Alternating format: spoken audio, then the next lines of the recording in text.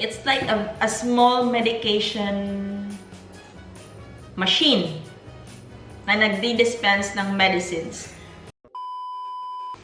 Good day, guys! Today we're going to talk about your first shift, your first day of working as an RN in a hospital setting. Number 6. There are some terms that are different, pero similar. Would that make sense? Anyway, there are a lot of different terms here, pero same lang naman ibig sabihin. Like back home, we call it HGT, Hemoglucose Test. Here, they call it BGL or BSL, blood sugar level. Also, how to pronounce, especially in medication. Yeah, some people say, there was a time when someone asked me, have you given a CEFTRIAXONE? Or CEPHALEXIN? I was like, no, what's that? And then when I saw the medicine, nahiya naman ako. CEFTRIAXONE pala. CEPHALEXIN pala. Also, FBC, full blood count. Sa atin, CBC, complete blood count. EUC, electric urea count, I'm not too sure.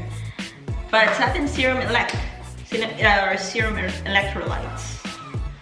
Also, yung spelling. This is my very common mistake that I do. How to spell like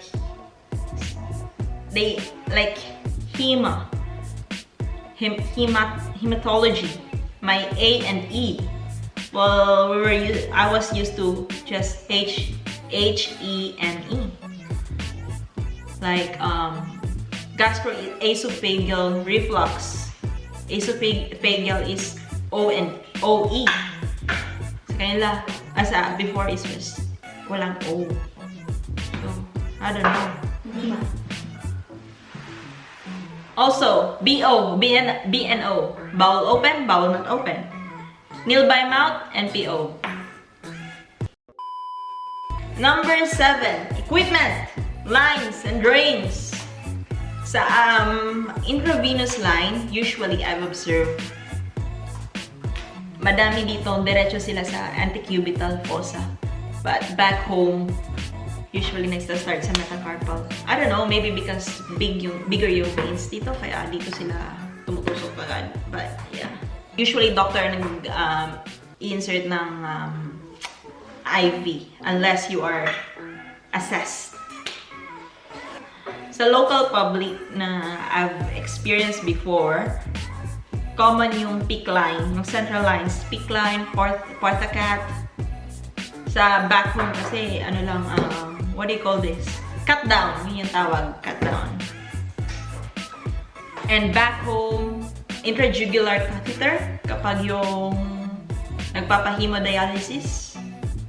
Yeah, here hindi uso yung intrajugular. I think once lang ako nakakita. Here, sagana sa IV pumps. My God. Like, public system, private system, public institutions, sagana sa IV pumps. Like, wala na yung ka-count ganito. Ka-count ka ng drops with your watch. So yeah, easier. Life is easier. Well, it is safer also sa mga pasyente, especially if you have an old age patient na kailangan may fluid restriction or there is a risk for congestion, yung mga may cardiac problems na pasyente. So also mayroon yung IV pumps na sa public, one tube lang pwede kasi. Pero I've encountered sa private, social yung IV pumps nila. It can have 3 lines, and then meron din yung type of IV pumps na you can put there na may side drip ka na medication. So, say may mainline ako normal saline 1 liter, and then may side drip ako na CEPHALEXIN. So, I can just put there sa IV pump na I will run 30 minutes or 1 hour na CEPHALEXIN. And then, after mag-run ng antibiotic ko, mag-shift back siya to the main line, na normal saline. So, You don't have to go back na i-check, ibalik, manually i-check, ibalik yung line mo. So, very social. Time efficient. I observed too na common ang subcut or butterfly insertion, especially those na may palliative patients or yung mga those patients na would be needing morphine, midazolam, what else, the subcut. So meron silang butterfly instead of jabbing or no, instead of injecting subcut every time they need it. So kasi may iba na PRN, Q4, PRN for pain, and they want morphine. Example lang. So instead of injecting every time, so may subcut na nandyan lang sa abdomen nila. So they don't have to be injected a couple of times in a day. Catheter insertion. Pag female, you're alright with catheter insertion. But pag male, as far as I know, you need to be assessed. Meron ding tinatawag na SPC. I was really amazed with this. Ano yung SPC? Hindi yung school ko. SUPRA PUBIC catheter. So, usually those patients from aged care facility galing kasi SPC would last a month. If not infected, if still good, a month siya pwede siya i-change. So, may mga ganyan dito. Meron ding tinatawag na ileal conduit. I'm not sure if I properly pronounce it right. So, yung parang akala mo may stoma sila pero from yung tube pala dun yung ihi. Amazing. Next is yung NG pump or your nasogastric feeding. Merong kangaroo pump back home. Talagang nag-i-imagine lang kami anong itsura ng kangaroo pump. Dito lang ako sa Australia nakikita ng kangaroo pump. And then, ang NG tubing dito, but here, it's really X-ray. Nag-X-ray sila. And it's not a practice na mag-auscultate ka every time mag-feed ka. Nah. I don't know. But nah, that's not as per I've experienced. And yung TPN. Hay, TPN, pag night shift ka, sakit sa ulo kasi madaming gagawin. Well, may protocol kasi yan each hospital, each institution. TPN, usually may daily or second daily na lab. Kailangan mo sila i-weigh. You have to check the BSL every 4 hours, every 8 hours, depends. And then here, the protocol usually should be at central line. Next, dami ko lang sinasabi, drains. Drains, oh my god, drains. Wala pang nakitang Jackson Pratt dito.